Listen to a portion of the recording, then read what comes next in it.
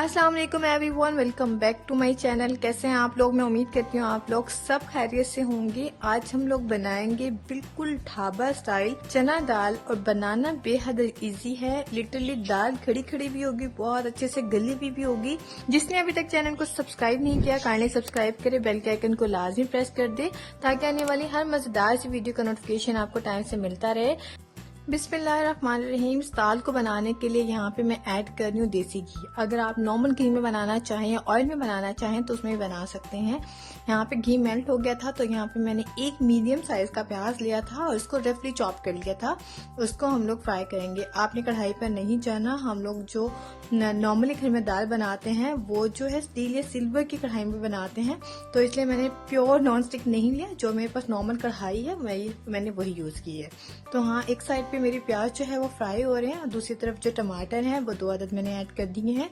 साथ में 3 सब्ज मिर्चें ऐड की हैं। थोड़ा सा पानी ऐड करके इसको अच्छे से ब्लेंड कर लेंगे। अब यहाँ देखिए प्याज बहुत अच्छे से जो है फ्राई हो चुकी है, तो इसको भी निकाल लेंगे।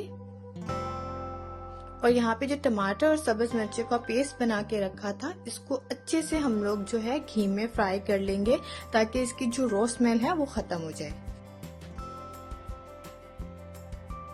अब यहाँ पे जो हमने प्याज फ्राई करके रखे थे उसको भी निकाल के मैंने ब्लेंड कर लिया था और अच्छे से ये ब्लेंड हो गई है। तो थोड़ा सा पानी ऐड करके मैंने इसको भी ऐड कर दिया है।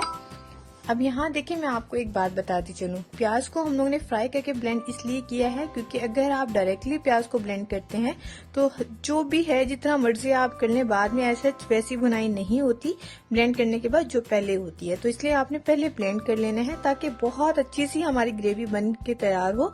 थोड़ा सा भी जो कच्चापन है प्याज का वो ना रहे। जो ढाबा स्टाइल दाल होती है उसमें जो मेन काम होता है वो भुनाई का होता है। तो आपने बस अच्छे से भुनाई करनी है मसालों के साथ। तो यहाँ पे कुछ स्पाइसेस ऐड करेंगे। यहाँ पे मैंने जो है स्पेशल मसाला ऐड किया है जो दाल के लिए ही बना होता है। अगर आपको इसकी रेसिपी चाहिए तो मुझे आपने कमेंट करके जरूर बताना है, मैं डिटेल में आपके साथ शेयर करूंगी। साथ ही साथ सॉल्ट ऐड कर दिया है। तो बस ये 2 स्पाइसेस ही जाएंगे। अगर आप कुछ और ऐड करना चाहते हैं तो वो भी ऐड कर सकते हैं, लेकिन ये वेल एंड गुड है। इसके अलावा आप कोई भी स्पाइसेस ऐड ना करें तो भी बहुत जबरदस्त जो ये दाल बनके तैयार होगी। अब यहाँ पे तकरीबन मैंने 2 घंटे पहले दाल को अच्छे से वॉश करके सोक करके रखा हुआ था। ये चने दाल है जो जिससे चना बनता है नॉर्मली, उसका हाफ पार्ट को चना दाल कहते हैं। तो इसको मैंने अच्छे से वॉश करके सोक कर लिया था और इसमें ऐड कर दिया। मैंने इसको बॉईल नहीं किया। आपने भी बॉईल करके ऐड नहीं करनी, अदरवाइज क्या होता है जो बॉईल हुआ पानी है उसमें ही सारा टेस्ट चला जाता है और दाल का जो फ्लेवर है वो आता ही नहीं है। तो आपने ऐसे ग्रेवी बना के देन आपने अच्छे से 2 मिनट के लिए दाल को इसमें भूनना है।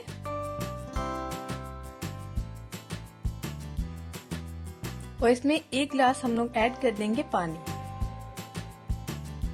और इसको कवर कर देंगे तकरीबन 20 मिनट के लिए लो आंच पे, ताकि जो दाल है वो बहुत इजीली और बहुत मजेदार सी गल जाए। तो यहाँ देखें जो दाल है वो 85% तक जो है वो गल चुकी थी।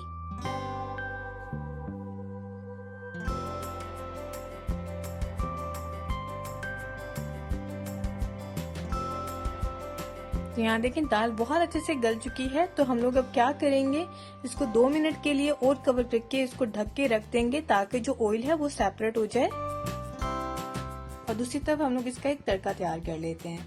तो तड़के के लिए यहाँ पे मैंने जो है देसी घी लिया है और उसमें मैंने ऐड कर दिया है जीरा। आप सोच रहे होंगे कि ऑयल की क्वांटिटी या घी की क्वांटिटी थोड़ी सी ज्यादा है। जो 2 ढाबा स्टाइल होती है उसमें जो क्वांटिटी है ऑयल की वो थोड़ी सी ज्यादा जाती है। तो आपने परेशान नहीं होना, अगर आप कम ऐड करना चाहते हैं तो कम ऐड कर सकते हैं। साथ ही साथ लाल गोल मिर्ची जो होती है उसका फ्लेवर बहुत अच्छा आता है, वो ऐड करेंगे। हमने कोई लाल मिर्च ऐड नहीं की थी, जस्ट सॉल्ट और वो मसाला ऐड किया था। तो इसके कलर के लिए यहाँ पे मैं कश्मीरी लाल मिर्च ऐड कर रही हूँ। तड़के में इसका कलर बहुत अच्छा आता है। तो बस एक हल्की सी खुशबू आने लग जाए तब तक हम इसको पकाएंगे और चूल्हे को बंद कर देंगे।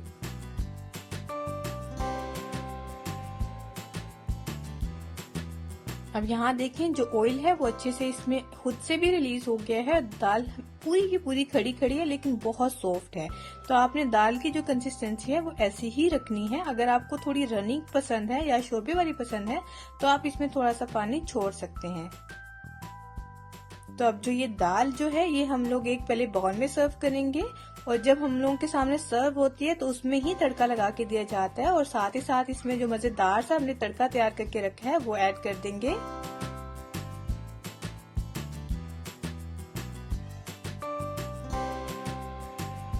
और साथ ही साथ हम लोग इसमें फ्रेश कोरिएंडर ऐड कर देंगे। इससे जो इसका फ्लेवर है वो बहुत जबरदस्त लगेगा। आप चाहें तो इसमें कुटी हुई हरी मिर्ची भी ऐड कर सकते हैं।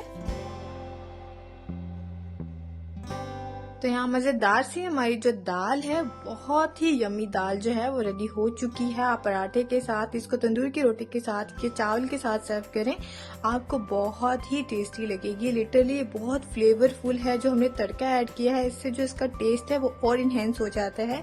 आप चाहें तो इसके ऊपर डायरेक्टली बटर भी ऐड कर सकते हैं। तो ये थी आज की मेरी वीडियो। आई होप आप लोगों को बहुत पसंद आई होगी। वीडियो जरा सी भी पसंद आई हो तो लाइक शेयर सब्सक्राइब जरूर किया करें। बेल के आइकन को लाजमी प्रेस कर दिया करें। मिलते हैं एक नई वीडियो में। अपना बहुत सारा ख्याल रखिएगा, दुआ में याद रखिएगा। टेक केयर, अल्लाह हाफिज, बाय बाय।